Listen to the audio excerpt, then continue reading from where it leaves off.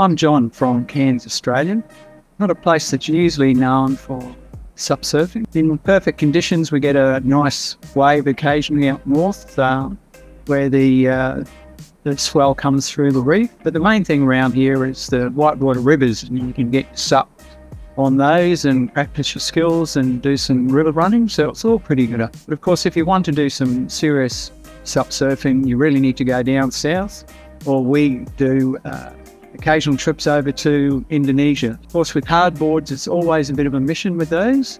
So I was determined to get a sup that was specific for surfing. I figured with all the boards that are around now, the inflatable boards, I was determined to get something that was specific for whitewater and that was light, short enough to actually surf, was good for doing what we wanted to do. So we did some research and we found this brand, HONU.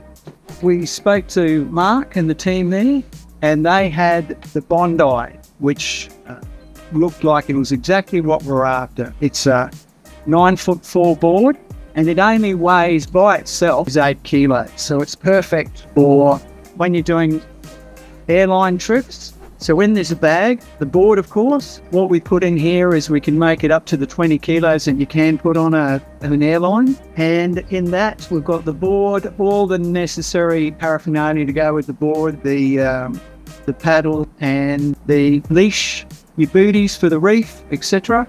And then we also fit in usually nearly 5 kilos of clothing, and then we take our fins as well. And also the pump comes with it. All the gear that you need for the rest of your adventure, if you're not surfing, fits in the bag really well.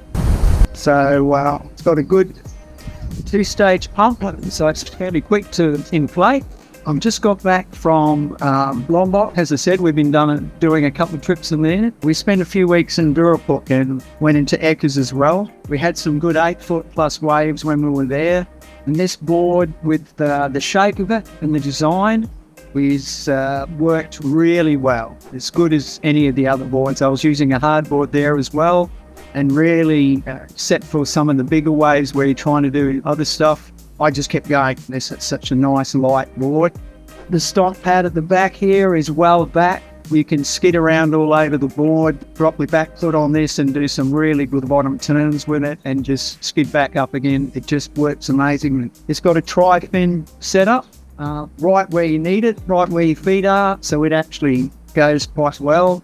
The main reason I was chasing a board like this one, and I'm so happy with the Bondi, is most of the other boards around, especially the cheaper ones, what I found with the inflatables I've got when I was using those is if you did fall off in heavy white water, the board would not kick off the back of the wave, so you'd actually be skull dragged all the way almost to the beach. This one, if you do fall off, it kicks and jumps really well and you're off the back of the wave. You can jump back on the board really quickly and get out of it.